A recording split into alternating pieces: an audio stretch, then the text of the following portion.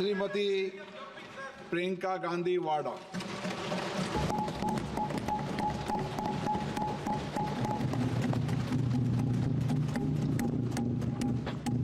नमस्कार। माननीय अध्यक्ष महोदय जी, आज आपने मुझे इस सभा में बोलने का मौका दिया, इसके लिए मैं आपकी बहुत बहुत आभारी हूँ। सबसे पहले जो सुरक्षाकर्मी, जो जवान अफसर 13 दिसंबर को संसद की सुरक्षा के लिए शहीद हुए, उनके प्रति मैं श्रद्धांजलि व्यक्त करना चाहती हूँ। महोदय, हजारों साल पुरानी हमारी देश की, धर्म की एक पुरानी परंपरा रही है।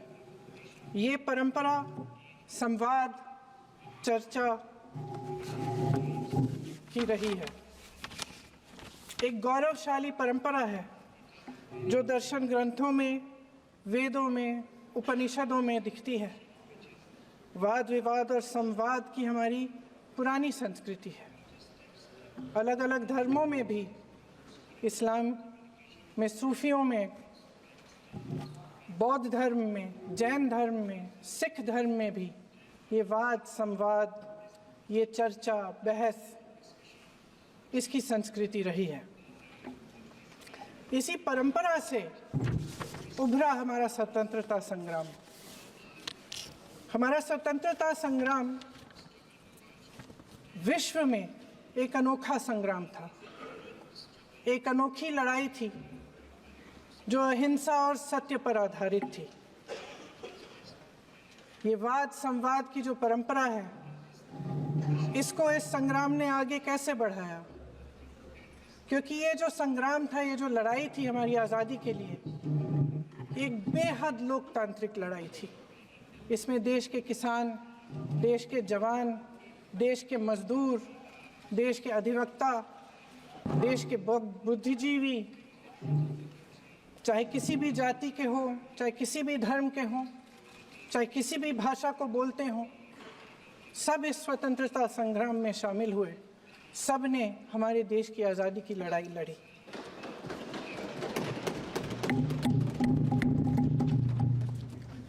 और उसी आज़ादी की लड़ाई से एक आवाज़ उभरी जो हमारी देश की आवाज़ थी। वो आवाज़ ही आज हमारा संविधान है। साहस की आवाज़ थी, हमारी आज़ादी की आवाज़ थी, और उसी की गूंज ने हमारे संविधान को लिखा और बनाया। ये सिर्फ एक दस्तावेज नहीं है। बाबा साहेब अम्बेडकर, मौलाना आज़ाद जी, राजगोपालाचारी जी और जवाहरलाल नेहरू जी और उस समय के तमाम नेता, जैसे आपने कहा, इस संविधान को बनाने की जो कार्य में सालों के लिए जुटे रहे। हमारा संविधान इंसाफ, उम्मीद, अभिव्यक्ति और आकांक्षा की वो ज्योत है जो हर हिंदुस्तानी के दिल में जलती है। अध्यक्ष महोदय, इस ज्योत ने हर एक भारतीय को ये पहचानने की शक्ति दी कि उसे न्याय मिलने का अधिकार है, कि उसमें अपने अधिकारों के लिए आवाज़ उठाने की क्षमता है, कि जब वो आवाज़ उठाएगा तो सत्ता को उसके सामने झुकना पड़ेगा। इस संविधान ने हर एक देशवासी को ये अधिकार दिया कि वो सरकार बना भी सकता है और सरकार बदल भी सकता है। ये ज्योत जो हर हिंदुस्तानी के दिल में जलती है, उसने हर हिंदुस्तानी को ये विश्वास दिया कि देश की संपत्ति में, देश की दौलत में, संसाधनों में उसका भी हिस्सा है, कि उसे एक सुरक्षित भविष्य की उम्मीद का अधिकार है, कि देश बनाने में भी उसकी भागीदारी है। उम्मीद और आशा की ये जोत मैंने देश के कोने कोने में खुद देखी है। उन्नाव में मैं एक रेप पीड़िता के घर गई, उसे जलाकर मार डाला था। वो शायद 20-21 साल की होगी। हम सब के बच्चे हैं। हम सोच सकते हैं कि अगर हमारी बेटी के साथ बार बार बलात्कार हुआ और फिर जब वो अपनी लड़ाई लड़ने के लिए गई तो उसको जलाकर मार डाला गया होता तो हम पर क्या बीतती। मैं उस बच्ची के पिता से मिली। उसके खेत जलाए गए थे, उसके भाइयों को पीटा गया था, उसके पिता को बाहर से घर के बाहर घसीट कर मारा गया था। उस पिता ने मुझे बताया कि बेटी, मुझे न्याय चाहिए। मेरी बेटी अपने एफआईआर को दर्ज करने के लिए जब जिले में गई तो उसको मना किया गया। अगले जिले में जाना पड़ा उसे। वो रोज सुबह 6 बजे उठकर तैयार होकर अकेली अपने मुकदमे को लड़ने के लिए अगले जिले में ट्रेन से जाती थी। उसके पिता ने मुझे कहा कि मैंने उससे कहा, बेटी अकेले मत जाओ, छोड़ दो ये लड़ाई। लेकिन उसकी बेटी ने उसको जवाब दिया कि नहीं पिताजी, मैं अकेली जाऊंगी, मैं लड़ूंगी, ये मेरी लड़ाई है, मैं इसको लड़ूंगी। ये लड़ने की क्षमता, ये हिम्मत उस लड़की को और करोड़ों भारत की नारियों को हमारे संविधान ने दी। आगरा में मैं अरुण वाल्मीकि के घर गई। अरुण वाल्मीकि पुलिस स्टेशन में काम करता था, सफाई का काम करता था। आप सोच सकते हैं हमारी तरह उसका भी परिवार था। नई नई शादी हुई थी, 2-3 महीनों का बच्चा था। पुलिस स्टेशन में चोरी हो गई। चोरी का इल्जाम उस पर लगाया गया। उसके पूरे परिवार को उठाकर पुलिस स्टेशन में ले गए। आप हंस रहे हैं, लेकिन ये गंभीर बात है। गंभीर बात। शर्म करो, शर्म। अरुण वाल्मीकि को पीट पीट के मार डाला, उसकी बीवी को पीटा, उसके पिता के नाखून निकाले, उसके पूरे परिवार को पीटा गया। जब मैं उस जवान महिला से मिलने गई जो अभी अभी विधवा हुई थी, तो उसने मुझे कहा कि दीदी, हमें सिर्फ एक चीज चाहिए, हमें न्याय चाहिए और हम इस न्याय के लिए लड़ते रहेंगे, चाहे कुछ भी हो जाए। ये हिम्मत उस महिला को हमारे संविधान ने दी।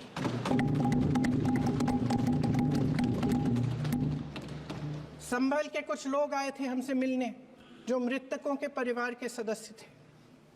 उसमें 2 बच्चे थे, अदनान और उजैर। अब सुनिए। उसमें 2 बच्चे थे, अदनान और उजैर।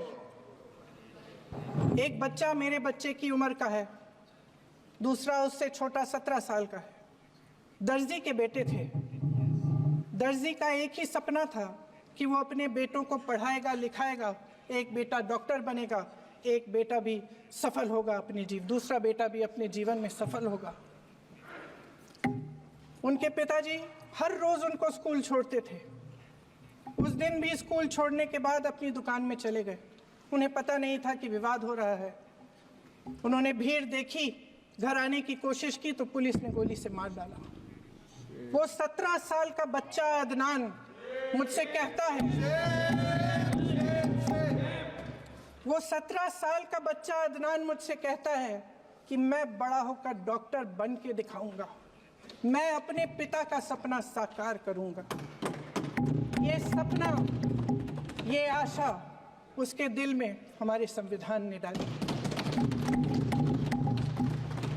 अध्यक्ष महोदय, हमारे देश के करोड़ों देशवासियों के संघर्ष में, अपने अधिकारों की पहचान में, इनकी कठिन से कठिन परिस्थितियों से लड़ने की अपार हिम्मत में और देश से न्याय की अपेक्षा में हमारे संविधान की ज्योत जल रही है।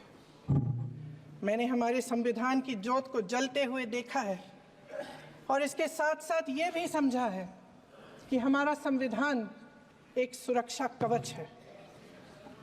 एक ऐसा सुरक्षा कवच है जो देशवासियों को सुरक्षित रखता है, न्याय का कवच है, एकता का कवच है और अभिव्यक्ति की आज़ादी का कवच है। दुख की बात यह है कि मेरे सत्ता पक्ष के साथी जो बहुत बड़ी बड़ी बातें करते हैं, इन्होंने इन 10 सालों में ये सुरक्षा कवच, सत्ता पक्ष के मेरे साथियों ने ये सुरक्षा कवच तोड़ने का पूरा प्रयास किया है। संविधान में सामाजिक, आर्थिक और राजनीतिक न्याय का वादा है। ये वादा एक सुरक्षा कवच है जिसको तोड़ने का काम शुरू हो चुका है। लैटरल एंट्री और निजीकरण के जरिए ये सरकार आरक्षण को कमजोर करने का काम कर रही है।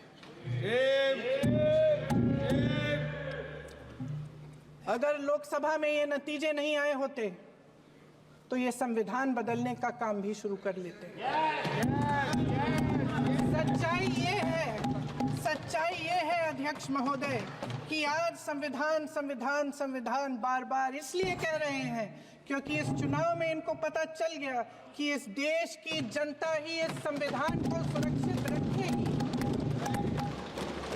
कि इस चुनाव में हारते हारते जीतने से इन्हें एहसास हुआ कि ये संविधान बदलने की बात इस देश में नहीं चलेगी। आज जनता की मांग है कि जाति जनगणना हो। सत्ता पक्ष के मेरे साथी ने इसका जिक्र किया। ये जिक्र भी आज इसलिए हो रहा है क्योंकि चुनाव में ये नतीजे आए। ये जाति जनगणना इसलिए जरूरी है ताकि हमें पता चले कि किसकी क्या स्थिति है और नीतियां उस हिसाब से बने। इनकी गंभीरता का प्रमाण ये है कि जब चुनाव में पूरे विपक्ष ने जोरदार आवाज उठाई कि ये जाति जनगणना होनी चाहिए, तो इनका जवाब देखिए। इनका जवाब भैंस भाग भैंस चुरा लेंगे, मंगलसूत्र चुरा लेंगे, इनका ये जवाब था। ये गंभीरता है इनकी जाति जनगणना पर।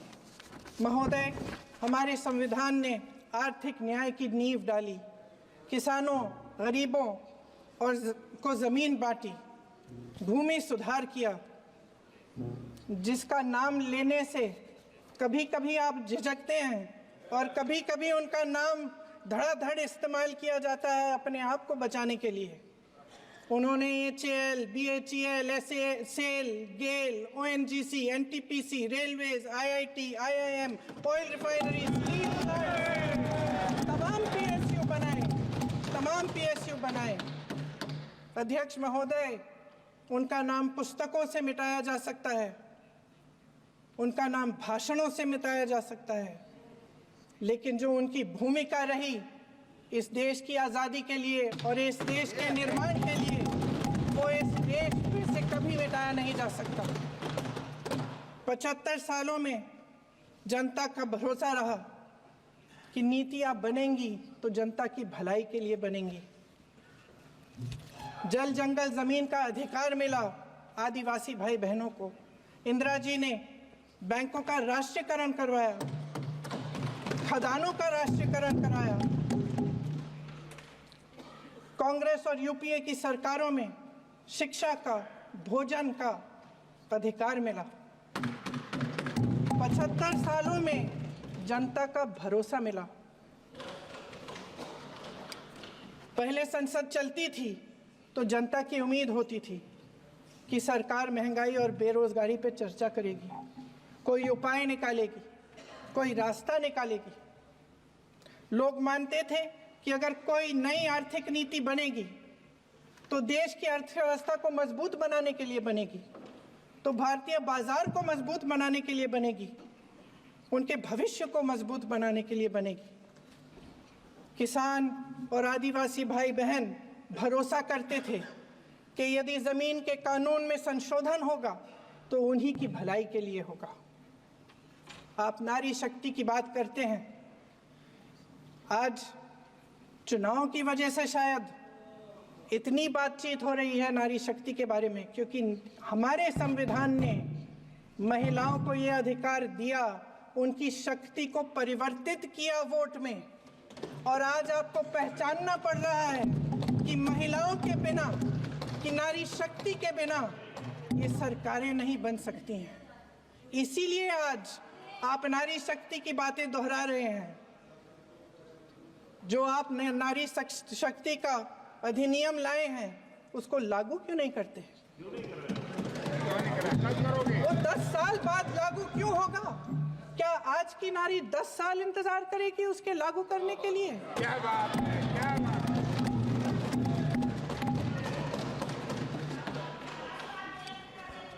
आज संसद में बैठे हुए सत्ता पक्ष के मेरे साथी ज्यादा से ज्यादा अतीत की बातें करते हैं। 1921 में क्या हुआ, कब हुआ, नेहरू जी ने क्या किया। अरे वर्तमान की बात करिए, देश को बताइए आप क्या कर रहे हैं, आपकी जिम्मेदारी क्या है? कि सारी जिम्मेदारी जवाहरलाल नेहरू की है। अध्यक्ष महोदय जी, ये सरकार आर्थिक न्याय का सुरक्षा कवच तोड़ रही है। आज संसद में बैठी ये सरकार बेरोजगारी और महंगाई से जूझ रही हमारी जनता को क्या राहत दे रही है? कृषि के कानून भी बड़े बड़े उद्योगपतियों के लिए बन रहे हैं। सही एमएसपी को छोड़िए, डीएपी तक नहीं मिल रहा है।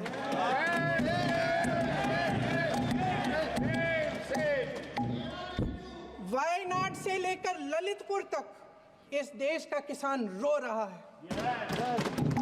आपदा आती है तो उसको कोई राहत नहीं मिलती।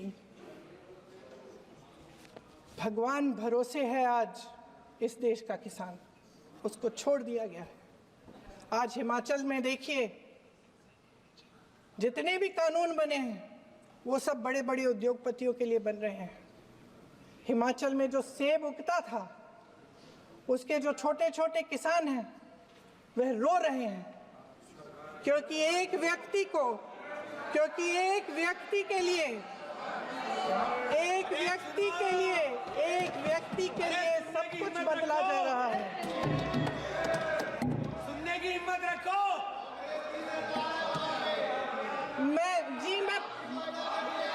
अध्यक्ष महोदय जी, अध्यक्ष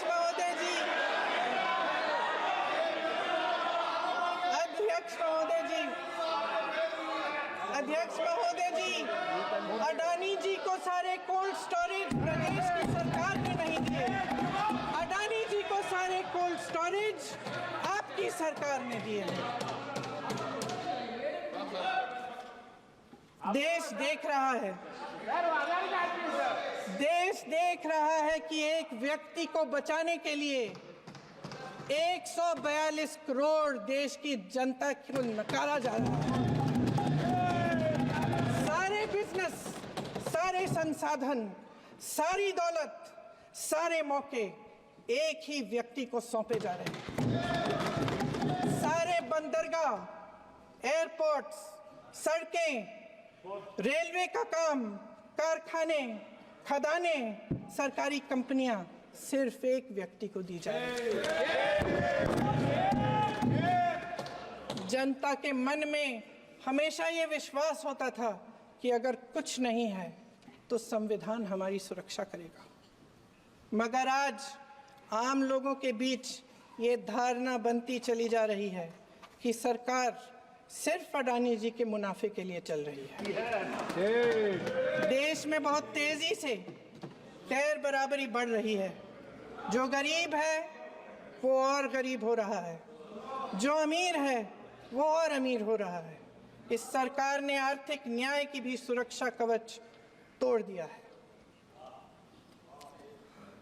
राजनीतिक न्याय की जब बात होती है, मेरे सत्ता पक्ष के साथी आज खड़े हुए और तमाम गिनती करने लग गए कि ऐसा हुआ वैसा हुआ, 1975 में जो हुआ, तो सीख लीजिए ना आप भी। सीख लीजिए। आप भी अपनी गलतियों के लिए माफी मांग लीजिए। आप भी बैलेट पे चुनाव कर लीजिए। आप भी बैलेट पे चुनाव कर लीजिए। दूध का दूध, पानी का पानी हो जाएगा। आप राजनीतिक न्याय की बात करते हैं, सरकारों को पैसों के बल पर गिरा देते हैं।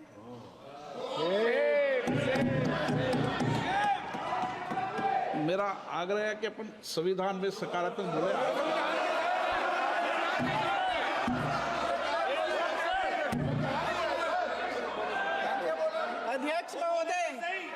अध्यक्ष महोदय, सत्ता पक्ष के हमारे साथी ने एक उदाहरण दिया उत्तर प्रदेश की सरकार का, तो मैं भी एक उदाहरण दे देती हूँ महाराष्ट्र की सरकार का।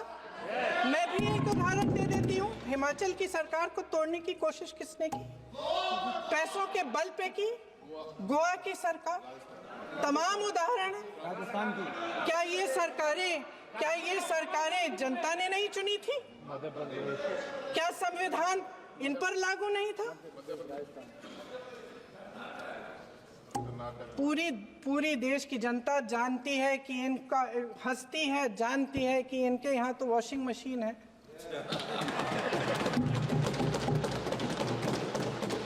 तो यहाँ से वहां जाता है, वो धुल जाता है। इस तरफ दाग, उस तरफ स्वच्छता। और मेरे कई ऐसे साथी हैं जो इस तरफ होते थे उस तरफ चले गए, मुझे दिख भी रहे हैं, वॉशिंग मशीन में शायद धुल गए हैं। अध्यक्ष महोदय, जहां भाईचारा और अपनापन होता था, जहां हमारे संविधान ने एकता का सुरक्षा कवच दिया था, वहां शक और घृणा के बीज बोए जा रहे हैं। एकता का सुरक्षा कवच तोड़ा जा रहा है। प्रधानमंत्री जी यहाँ सदन में संविधान की किताब को यूं माथे से लगाते हैं, लेकिन संभल में, हाथरस में, मणिपुर में जब न्याय की गुहार आती है, उठती है, तो उनके माथे पे शिकन तक नहीं आता।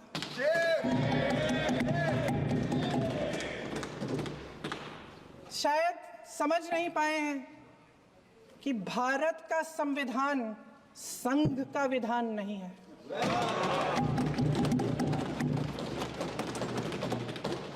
भारत के संविधान ने हमें एकता दी, हमें आपसी प्रेम दिया। उस मोहब्बत की दुकान जिस पर आपको हंसी आती है, उसके साथ करोड़ों देशवासी चले।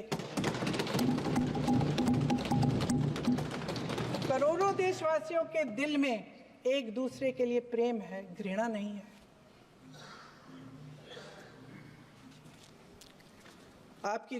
इनकी जो विभाजनकारी नीतियां हैं, उसका नतीजा हम रोज देखते हैं।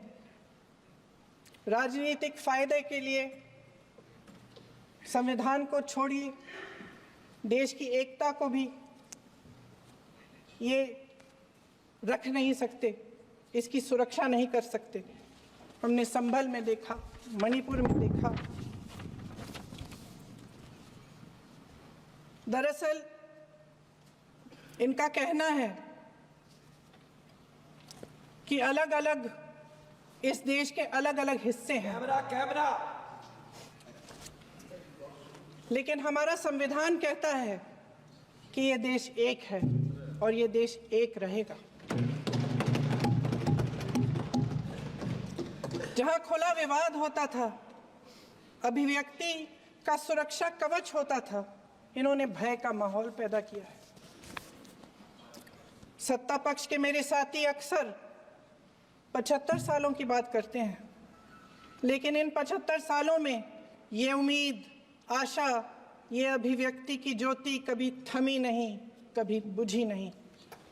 इस देश की जनता ने खुलकर आलोचना की, निडर होकर धरने किए, प्रदर्शन किए। जब जब जनता नाराज हुई, तब तब सत्ता को ललकारा, उसे चेतावनी दी, बड़े से बड़े नेताओं को कटघरे में खड़ा किया, उनसे जवाब मांगा, न्याय मांगा, इस देश के छोटे छोटे से नुक्कड़ की दुकानों में, चाय की दुकानों में, इस देश के घरों में, गलियों में, मोहल्लों में, अखबारों में, प्रकाशन घरों में, न्यायपालिकाओं में चर्चा कभी बंद नहीं हुई। लेकिन आज ये माहौल नहीं है। आज जनता को सच बोलने से डराया जाता है, धमकाया जाता है। पत्रकार हो या विपक्ष का नेता हो या किसी यूनिवर्सिटी का प्रोफेसर हो, छात्र संघ हो या कर्मचारियों का संगठन हो, सबका मुंह बंद कराया जाता है। किसी पे ईडी, किसी पे सीबीआई, किसी पे इनकम टैक्स, फर्जी मुकदमे लगवाए जाते हैं, जेल में डाल दिया जाता है, विपक्षी नेताओं को जेल में डाल दिया जाता है, उनको सताया जाता है। किसी को नहीं छोड़ा इस सरकार ने।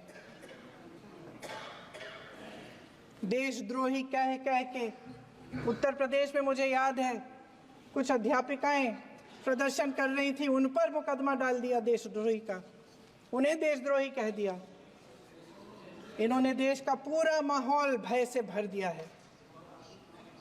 इनकी मीडिया की मशीन झूठ फैलाती है, तरह तरह के आरोप लगाती है, और शायद वह भी भय में ही है। महोदय, मैं इस सदन को याद दिलाना चाहती हूं कि ऐसा डर का माहौल देश में अंग्रेजों के राज में था। जब इस तरफ बैठे हुए गांधी की विचारधारा वाले लोग आज़ादी की लड़ाई लड़ रहे थे और उस तरफ वाली विचारधारा वाले लोग भय में रहकर अंग्रेजों के साथ साठगांठ कर रहे थे। लेकिन अध्यक्ष महोदय, भय का भी अपना स्वभाव होता है। भय फैलाने वाले हमेशा भय का खुद शिकार बन जाते हैं। ये प्रकृति का नियम है। आज इनकी भी यही हालत हो गई है। भय फैलाने के इतने आदी हो गए हैं कि खुद भय में रहने वाले हैं। चर्चा से डरते हैं, आलोचना से घबराते हैं। कई दिनों से हम मांग रहे हैं कि चर्चा करिए, लेकिन चर्चा करने की हिम्मत ही नहीं है।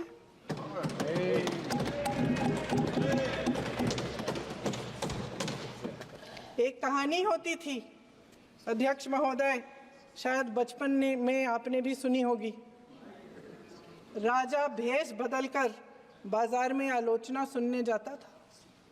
ये सुनने जाता था कि प्रजा मेरे बारे में क्या कह रही है, मैं सही रास्ते पे चल रहा हूं कि नहीं। लेकिन आज का राजा, भेष तो बदलते हैं आज के राजा, शौक तो है उनको भेष बदलने का, लेकिन न जनता के बीच जाने की हिम्मत है और न आलोचना सुनने की। महोदय, मैं तो सदन में नहीं हूं।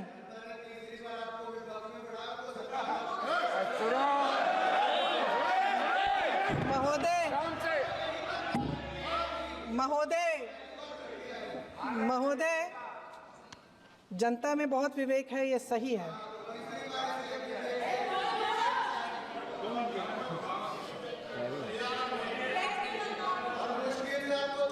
अच्छा महोदय, मैं सदन में नहीं हूँ,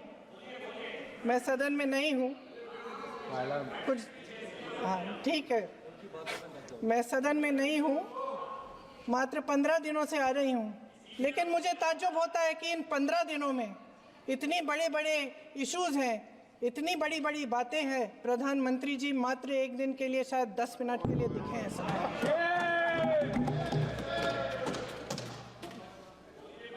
बात यह है अध्यक्ष महोदय जी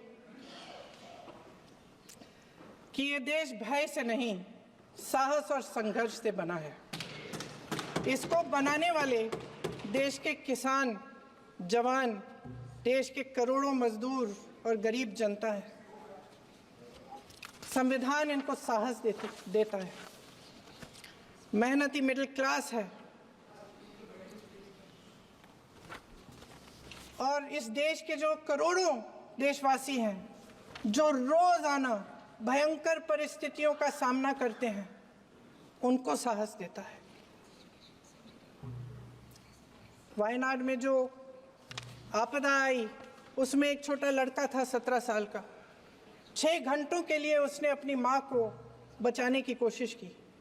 6 घंटों के लिए आप सोच सकते हैं कि अगर नदी की धारा बह रही है, नाराज है, आप अपनी माँ को पकड़े हो, 6 घंटों के लिए पकड़े रखते हो कि मेरी माँ बच जाएगी, और अंत में वो माँ भी बह जाती है।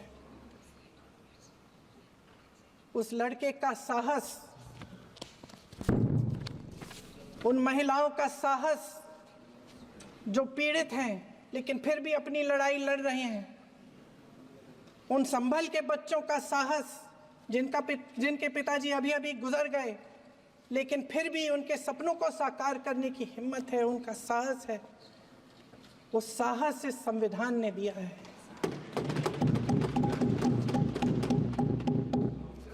वो आत्मविश्वास इस संविधान ने दिया है। ये देश भय से नहीं चल सकता, ये देश साहस से ही चलेगा।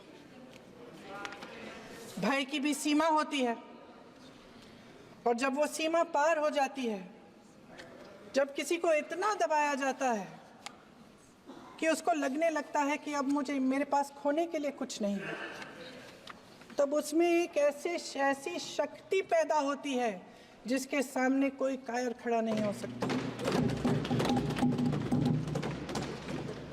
ये देश कायरों के हाथों में ज्यादा देर तक कभी नहीं रहा है।